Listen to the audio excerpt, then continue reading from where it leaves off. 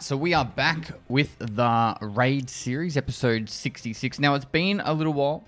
It's been a minute, and I don't really want to go into too much detail, but a lot has happened over the last, say, month, and I decided to just put the Raid series on a little bit of a pause, mostly because of the development of Escape from Tarkov. We weren't really sure when the wipe was, and I really wanted to make sure I knew what was going on before I overcommitted to doing too much.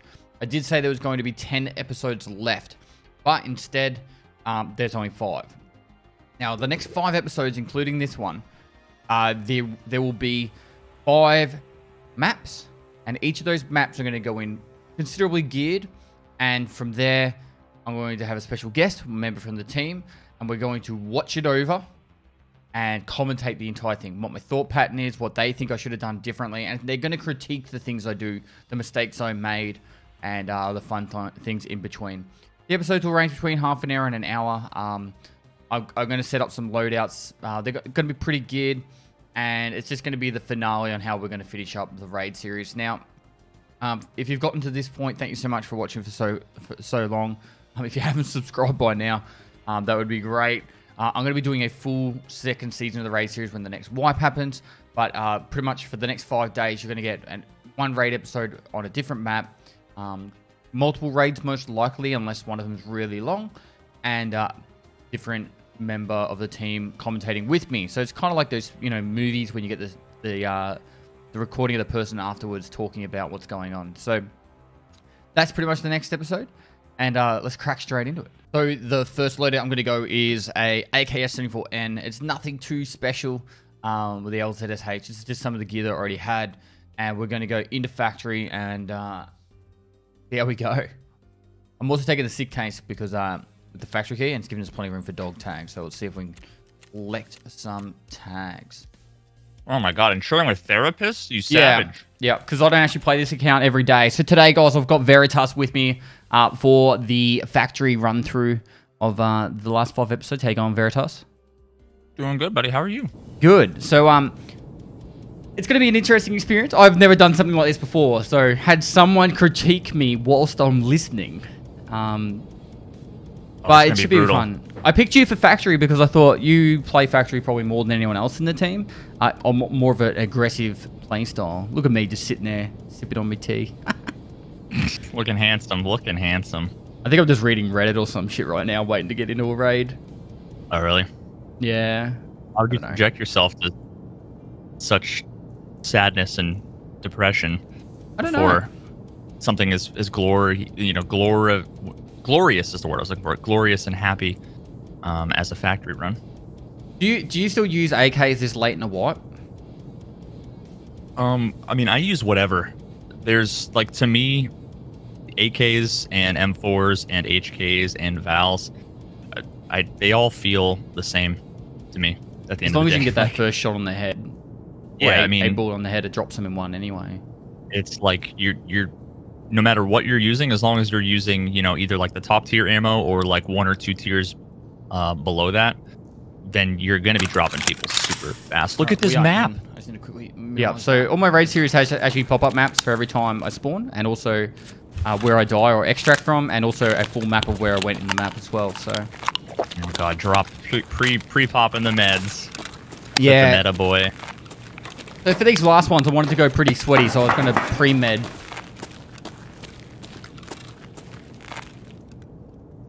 was really quiet. I think I was just slightly late on this spawn as well. Yeah, I mean, those are pretty much the only 2 places that you need to look. Somebody rushing up from underground or somebody in the back. The back spawn, to the right, underneath the stairs. I made them. What? Dude. You had to have been late. There's no way that anybody could have gotten there. Not just that. I heard it as I came up the staircase, but at the same time, I checked it when I looked through. You can see me check it. Dude, that whole area, it's so visually clusterfuck. Complicated that he just look at that, dude. He blends in perfectly. I checked that corner before I went in. I died to someone recently in the same exact way. I checked the corner and they just blended in. The fuck? It's one of those things, man. Like, I'm actually usually expecting them on top of that filing cabinet on the top right. That's where I generally see them, like, more often than not. But I was like, this is gonna be good. I could get some commentary. To play properly. Holy shit! How did I fuck that? That's why, like, you hesitated. You were trying to see if somebody was at the other spawn, in that back room. I almost never do that. I literally will run, straight for the stairs. And if somebody's coming out from there, they'll be passing around the same time, and I'll be able to shoot them from the metal stairs, the platform, through the window usually, or I can catch them coming up the staircase. But yeah, like, I just hate not getting there first, because then anybody can be anywhere, and they just will sit and wait. I know we talk about it a lot, but the late spawning is also a very frustrating thing, because I had contacts on, so I would have heard someone running up there or anything like that. And for me, when had to have been like a minute late, like a while. I have to go back and double check, but I can understand how frustrating it can be for people when you get a late spawn like that. It's only frustrating if you play Tarkov like we do, where we are used to a rhythm, and we're used to when you get that used to, like, okay, I know that people can be here or they can't be here, or they're likely to be here. I mean, that's what makes like late Tarkov rate of the day. in more experienced Tarkov fun and sweaty, but it also, I think, makes it not what Tarkov's supposed to be.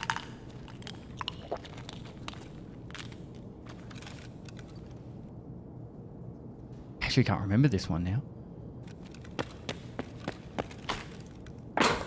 Oh, you do that jump down too? Because sometimes people rush down that way. No, I don't watch any other streamers. I know that sounds a bit weird, but if I do it, usually I've just got the audio on the side, so I can just have some background noise while I do other stuff. That's funny that we both kind of... that was one of those things that I thought that I, like, came up with, was to turn sideways and then hop down the stairs. I guess I'm not that original. Do you know, I don't actually find that many people sprinting underneath there. No, it used to be more common. One player. You do this similar up here. I always hate going up this staircase. Oh god. See, one of the things that you did is... Oh god. One of the things you did when you turn that corner, on the second to last landing, I usually take a little bit longer to check that, because someone can be crouched and it's so easy to miss them. Sitting in the corner? Yeah, so in the last part before you turn, so it should be like right at the top. Right above me there. Right there, yeah. So it would be back left right now. I wonder how many bullets went in the railing. Probably at least one. If I remember rightly, I hit him 5 times. Or something like that. Oh my god. I had 9 hits, and I hit the other guy in 2. So it was probably you probably just got unlucky with, because I saw that you had been stacking BS and BT. It was all BS. Yeah, SVD destroyed me. It was all BS. Sure. Yeah, 100%. To get my rhythm. I took it. I took out like half a mag out? of BT. Oh, sucky. So I don't die every wasn't raid. expecting that. I was Right? Not in this expecting episode, at further. least. It's actually like coming into this late in the wipe. There are so many really, really good players. It actually, like, I was actually discussing it today on stream, where you make the smallest mistake, it costs you every time now, because the time to kill is so small. Yeah. Like going out of position or anything like that. Whereas earlier in the wipe, when not everyone's running the top tier armor and top tier ammo, it's like you can actually take a few hits. I don't want anything semi. I mean, that's what I love. I mean, it brings me back to, and maybe that's why. That's probably some piece of why I love post wipe, early game Tarkov, is because it feels like when I first started, when Kiver and Fort were the meta and people were much tankier. I honestly, that was like my favorite time. Oh god, are you rocking the thermal? No. I took a T7 in, 2 T7s into factory. And I think I got like 1 kill and then died instantly afterwards. It's like, well, not even enough for a video. I don't understand why people complain about T7 so much. Like, for you to return... You have to use iron sights. Yeah, but like to get the return on it, unless you're going in a squad and you've always got someone to protect the T7, the amount of raids in a row you have to survive to get your money's worth is just too much. Like it's so here's the thing. It's the same thing with thermals. People, they don't care. If you kill me, I'm not thinking about your return on investment. I don't give a fuck if you ever pay it back. I just care that you got this perceived unfair advantage over me. Life's not fair, is it? All right. No, but Tarkov should charm. be. Full clue. Let's go. Actually, had a fair bit of a rant about Tarkov like that. Tarkov shouldn't be fair. There's a video coming out in a couple of days' time. With me talking about it.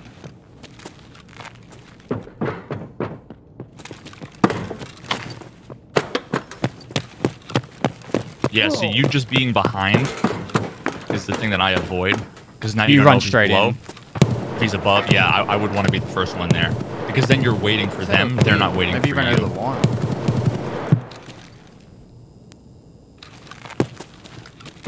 I never usually go out here.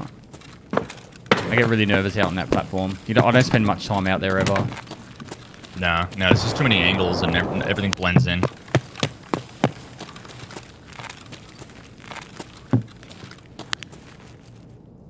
See, is he gonna? Oh, he's not gonna drop down. I think I probably would have dropped down the stairs. I'm trying to listen at the moment. This is all about sound for me. Yeah, let me turn it up. In here. So scab up to the right. I try and push up, very similar to this. This is pretty much my same route that I take every time I play this.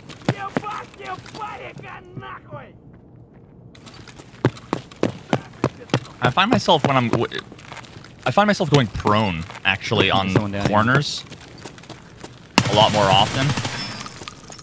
Oh, Jesus, what a fucking moron! He just stood there, dude. It's actually hard because, and I discussed this the other day about how on from your angle, sometimes they're completely behind the wall. Yeah. So he might have thought he wasn't that exposed, whereas on my screen, it was like super exposed. Well, because his head, I mean, like, if his eyes were in front of that metal bar, then he couldn't see anything except for the bar. And you can see his entire body except for his eyes, you know? Oh. Is that 856A1? Yeah. Yeah, I never even go for the one taps anymore with any of those bullets. They just... Like what happened with that second guy, you hit his arms. The arms get in the way so often, it's so annoying. There's a video, or someone was talking about how 995 has, like, I don't know how the factors work on ammo that much, but it's like a higher chance for a 995 to ricochet off a helmet over other bullets. I am very skeptical of that. The amount of people... I'm fairly certain that that the only factor is the angle of the... Oh, God. Is the angle of the bullet and the ricochet chance on the helmet. Could be wrong, but... So with that guy there, my assumption is always that it's like there's always two players at least on each side of the map. And if I haven't seen a body, there's someone around. So that's why I still check that back room. Oh yeah, for sure. I would probably have checked. I just usually peek down into the other exfil that you need the factory key for, because if that's open, I would pretty much assume that everybody died and the guy probably got out. I'd still probably check the back room, but I would just peek down to see if that door was open. If the door was closed, then yeah, I assume that somebody's either exfilling like right now or Scabs coming from above. yeah, the scabs, the horde coming. So weird how that works now. That you doing single fire? I think I'm conserving ammo. I can't remember. I might be just tapping. It's like he had a tank helmet on. I just hit him in the head. And that was a callback. Do you have the laser on right now? I don't know. No, I don't think so. Do you use the green laser or the like infrared red one? See, a lot of people use that one where you can't see it. It's just the infrared, and it's meant to increase hip fire. I use it because I want to see the laser, not because I want the hip fire bonus. You mean the actual laser? Yeah, the green one. I use the green because it's the easiest to see. I should have looted all those guys. Yes. I just don't have any care factor for value of loot anymore. Not at least No, neither do stage I. of the wipe. Today I did a lab raid stream, and at the end of the lab raid, I literally dumped every single bit of gear I had on me and went back to having the pistol and contacts on for the next raid, because that's what I go in when I do my pistol runs. You know, I was like, I can't. Yeah, I just take guns at this point. Guns and armor if it's like at least 90%. But if I was doing this legitimate, like, I would have looted everything then. Oh yeah, because then you have, I mean, the only thing that you would have to worry about, actually, because you're not even streaming, you wouldn't have to worry about that. That's the best feeling if I'm in a raid, like a factory run, I've killed all the PMCs and I'm not streaming on factory. It's like, now I feel so good. Whenever I'm streaming, it's like a timer's ticking down, especially if I have a thermal or something. You know, timer's ticking down before somebody queues up, gets in, and runs right to me. And that's why the raid series is really good, because I sometimes take a long time to do tasks and stuff like that, because I'm actually explaining what I'm doing and the thought process of it and where I'm going and all that. And I don't have to worry about anything like that. And I very rarely call out stream snipers or like that, but 40 seconds late. It's one thing you don't have to worry about. The only time I ever feel suspicious about stream snipers is honestly it's with player scavs. A few minutes after like a big kill where I'm in some obscure area and someone comes right to me. Yeah. But I mean, even this poor fucking guy. So it sounded like he went down to the right, down the ramp. So I'd be assuming that he was going to be coming up from the right. Oh, never mind. He's reloading. Like, locating his power is... So we're on like the rubble pile on the opposite side of that wall, I think. That's what I thought. Or I think, at least. A bad nade. But look where the nade blew up. How did it get underneath the ramp? It didn't. It's just the dust coming through from the opposite side. Yeah, he's gonna... Oh, you know what? He's underneath. He was under, yeah. Okay. Yeah.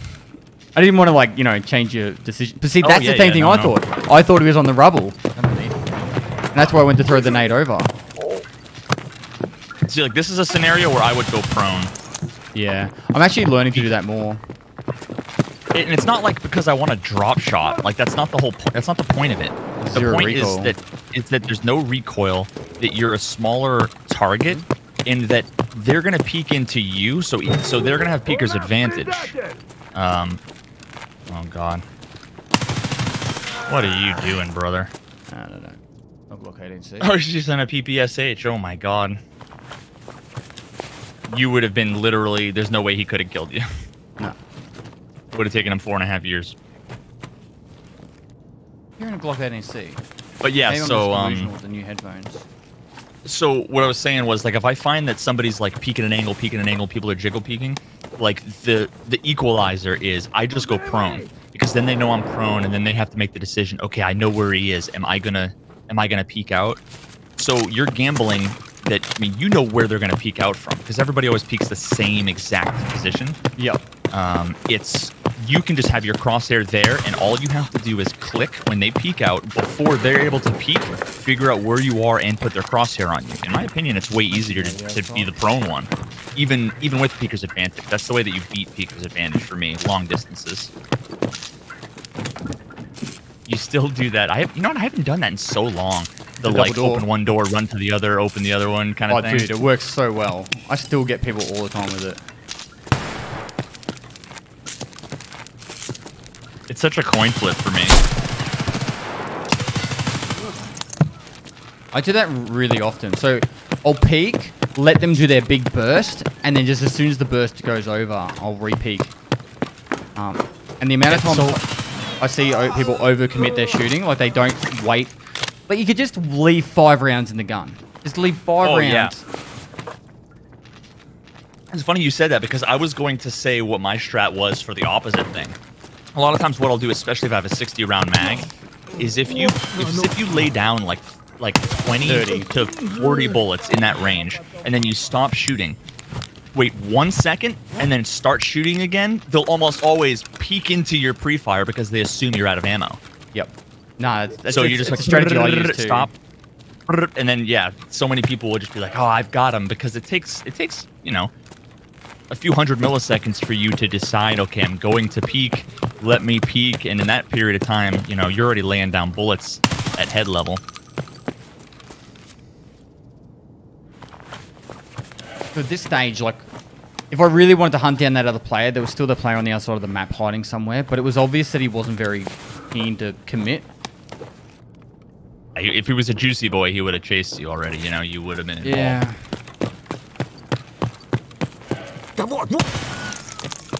I got a little bit...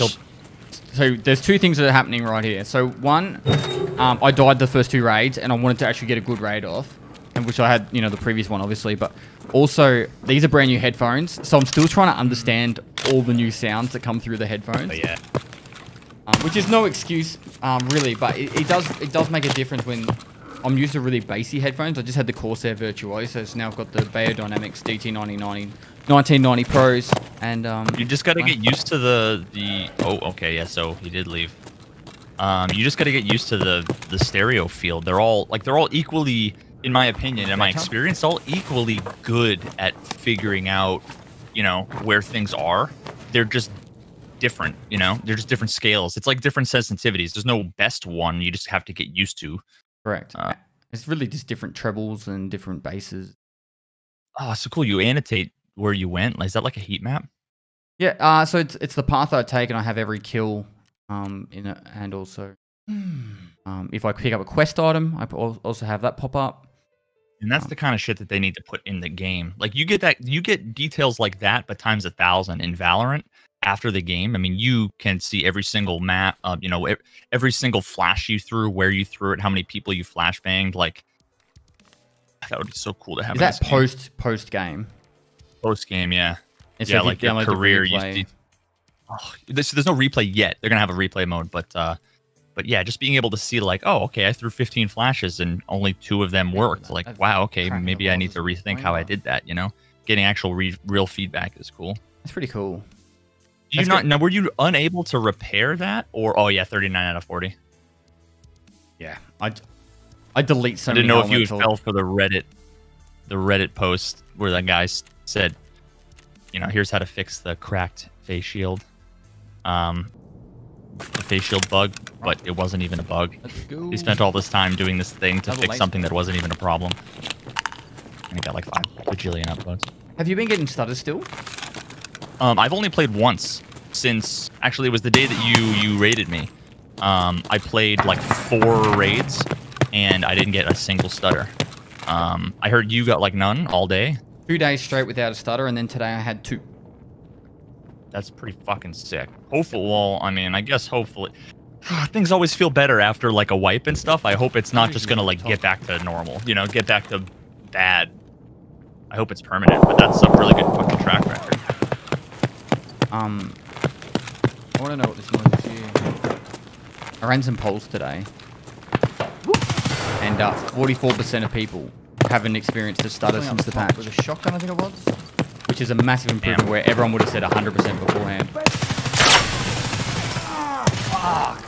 There's where you were talking about you like getting there first. Yeah. The biggest issue I have also is I generally come into that room, that staircase, exactly like that every time. And I die there a lot. I don't actually slow down because I feel like they know you're coming as soon as you go on that metal. And I actually feel like maybe going down the bottom is better than going on the second floor. Yeah, see, I would have turned... I usually turn and sidestep through the door. Yeah, I do the same generally, but... Yeah. I didn't expect him there at all. The reason actually I think I remember why I sprinted up there was I actually heard someone on the 3rd floor a little bit earlier. Yeah. And I thought they were maybe fighting up there, and I was trying to get up there quickly. But I don't know if you're anything like me, but like at some point, I just, especially this part of the wipe, I just like, I get a little bit more careless and impatient. Yeah, I just want the action. So I'm like, I'm just going to fucking turn the corner. Like, what are the chances? Oh, okay. Okay, there was somebody there. Like, that's exactly what happened because of the complacency of surviving the last 2 raids. This is me to a T. And I guess a lot of people would be very similar that play the game as well. Like, oh, I'm on such a good streak. You know, it's like, and then as soon as you start thinking, oh, just fucking, you know, easy streak now, and fail. Yeah, part of me wants. I want to be able to do like 3 clicks and get back into a raid. And it's so trivial for them to be able to do it. Like I have ideas for that. But then at the same time, Go heavy hitter. I wonder. I bet you my KD and my survival rate would probably suffer because you have that small little motivational factor of like I don't want to go back to the menu. Yeah. Now that it's terrible and I mean, I say terrible, it's not the worst thing in the world, but I just hate sitting in the menus, dude, especially when I'm frustrated and I keep dying. Look at my like, stash I just want to be right back now. in a raid. That's because I Yeah, don't want to be in the menu. Like, Yeah. and this is more organized than my main account stash. I don't know. For me, it's just like any time spent in the menu is just not fun. I used to really get a lot of enjoyment from modding guns and playing around with the guns. Not much anymore. Maybe I should try and just mess around, spend a day messing around, trying to make fun guns or something. You got to try. There's one where if you take the MDR, and you put a carry handle from an M4 on it, and then you also have to put one of the laser sights on top. I think it's on top. You end up with almost like a pseudo red dot because you have the circular sight in the rear from the carry handle, but then the laser is like the center dot. So, but no front sight. It's really fun. Holy recoil! Holy shit! Does that have the default like FAL Belgian? I don't even know where I got it. I killed someone that had it, I think. Dude, that's fun for me. Is using guns that people just as I is. didn't realize the recoil. That's a way to mix it up, you know. That's what I do a lot of these days. I go in stock standard guns. I buy random pistols like 5.7s and that, and I just go in, kill a guy, get their gun, and I use their gun for as long as I can. I mean, that guy had what, an AK-74. He had no armor. You play that a little bit differently. He gets 2 more bullets on you. You lose that fight. Yep. You know, that's why I hate pistols, because that ain't happening with a pistol. For the most part. Especially considering most of them end up the same price as rifles. Oh, he's just gonna push up to you and you can see his feet. So you can just spray through the... People don't know. People don't know. That's map knowledge right there. Yeah. Like, yeah, you know you have the... It's like that's like a one-way smoke in CSGO. Like, you know you can just see him rushing up and he can't see you. See, that's a cool looking AK. yeah. Like that.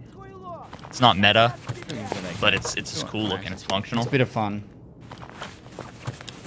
I might make a video just like, you know how you do hot guns? I might just do a video of like 5 pimped out funny guns that I enjoy playing with. Because my default guns at the moment are like MDRs, particularly the new 308 version. I love using that. Yeah, it's cool. I use a Vepr Hunter a lot with a PSO sight, and I just ammo in the pockets or mags in the pockets. That's it. I don't think I've used a Vepr Hunter at all. Really? I don't like it. I don't know. I just go for head taps. That's it. I would much rather use like an SKS or something. There's just something about it. Maybe I don't like the way it looks or the way it sounds, or You kind of insurance on that. No, I think it was I was trying to work out which armor I want to use. See, this is a scenario I'd go prone and just hold that angle, I think. So, okay, my strategy here is actually a little bit different. I like to get both those doors open, and then I wait here. So now if someone pushes me from the left, I go to the right door. If someone pushes me from the right, I go to the left door. And the amount of times I get people when they look into the room, I'm so fucking good at it now. It's probably one of my strongest parts on the map. That's so funny how, like, I have a totally different way of playing it. I close both. Oh, God. I think I'd be running out. Yeah. Oh, that's not the way I'd go. I would go around the left. Maybe even do the jump to, like, the balcony or something. But chances are he's probably on the first floor going out to the extract.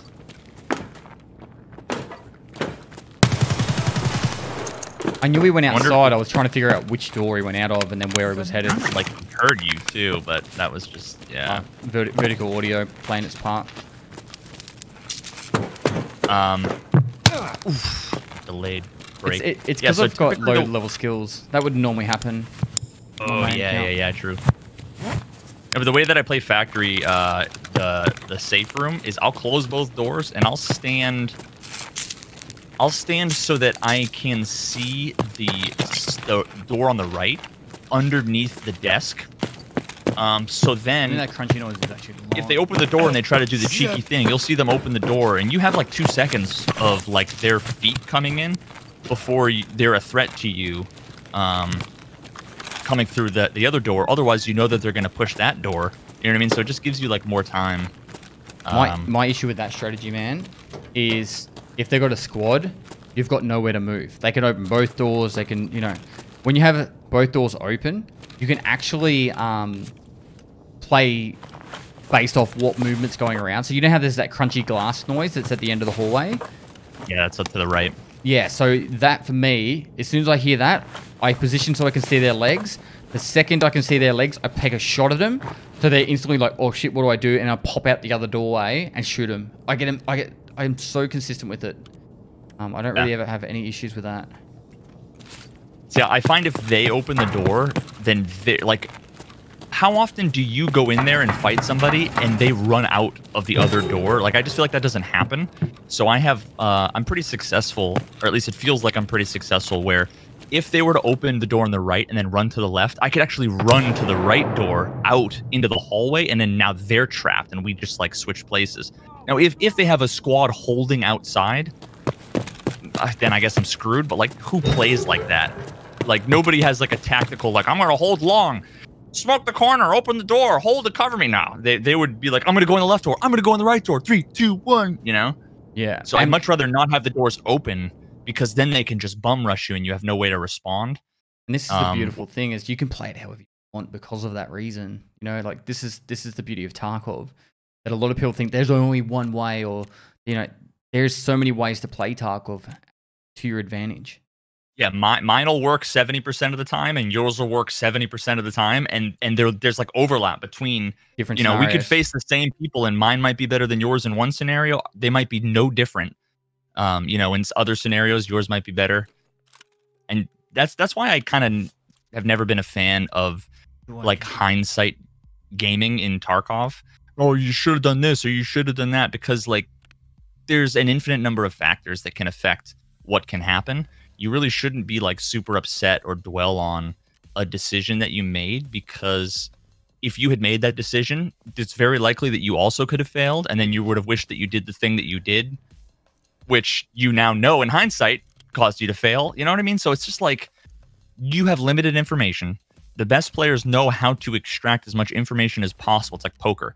You know, extract as much information as possible out of the scenario, the situation, and do what you feel comfortable and confident in. And it's not always going to work, you know, and you just have to be okay with that. And that's when a lot of people say, oh, you should do the whole critiquing people's gameplay. I don't want to do it. I'm happy to critique my own gameplay, right, I also know my own thought patterns. But I feel like asking people, like, when people go, oh, you should do a critique of other people's gameplay, I always feel like I don't know all the scenarios. I don't know all the ways to do something, and I feel like it's mechanics. If you would be good at talking about people and the mechanics around their movement and their aim and their positioning, more so than the philosophy. Like, you can learn from a million people and what they're thinking.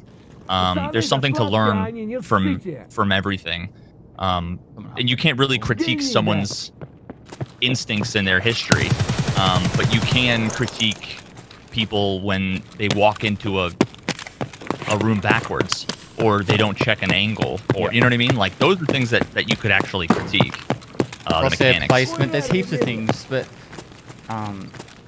it's one of those things that, like, and like we're just talking about, like, it's just so many different ways to do everything, and not one way is always going to work. Nope. I wish they would remove the fog stuff from factory. God, me too. That's me prepping the top office if I need to use it. See, I would have been afraid that somebody would rush out behind you. There.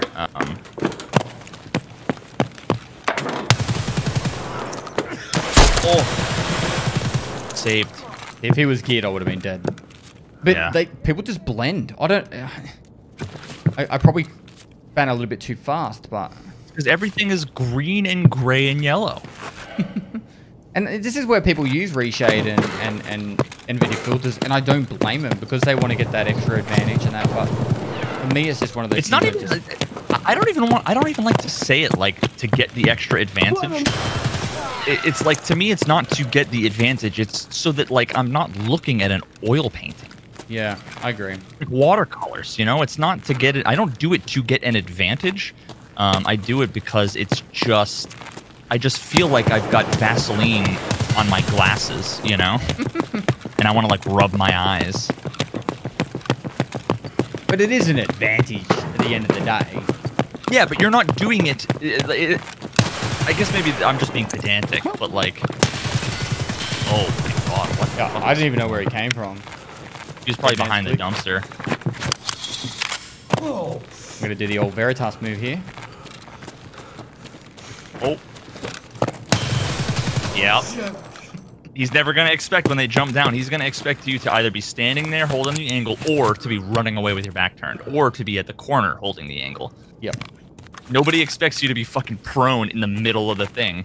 That bought you the time you needed to spray him down. Well, when I see, my mentality is when I jump down there, where do I put my crosshair placement? And I put it on the corner of that, where I'm standing right now. Right on the corner at head level. Yes. Which is not where exactly. The whole point of the whole going prone, it's not to like drop shot and to be hard to hit. It's you want to be in an unpredictable place in the 300 milliseconds that you have for that aim duel to go on. It's the reason why if there's a box there, standing up on a box or leaning or crouched up, you know, in a ditch or whatever, like those things all give you a little bit more time for them to be like, oh shoot, and have to adjust from the most common spot. The only time standing in those common spots is gonna win you fights is when the person's like level 4 and they just don't know enough to know that that's where someone's gonna be. I touch on this a lot actually about map knowledge is actually going to win you more fights than having good aim. Oh, for sure. Knowing that corner that you can, like, you know, get on top of, or the box you can get on top of and hold that angle. I'd pop off the light of the laser and prone here. It just always feels so much better than I just lose so many fights. I feel like it's a coin flip when you're both standing holding that angle. Ooh, Killer Boy. Why was...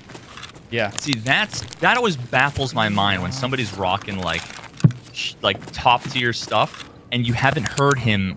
You're like 10 minutes into this race. Yep. That's what I think. Like, I'm always the same with that. I'm like, what was that guy doing while I ran around getting chased down by another guy whilst I was chasing someone else? Like, but I mean, he's level 15. Oh, okay. Well, he's also wearing that armor. I mean, here's the thing. He probably was like, he took 6 or 7 deep breaths and was like, oh, I'm gonna take in the gear. Gear fear, be gone. I'm gonna do it. Let's go. And then he gets in. He's like, oh shit, I'm scared. I'm nervous. Oh fuck. You know. And I remember that. I remember taking in my first fort and my first, you know, fast MT with the mandible, and you know, and playing it slow because we wanted to play it I didn't safe want to and get out shit. of it.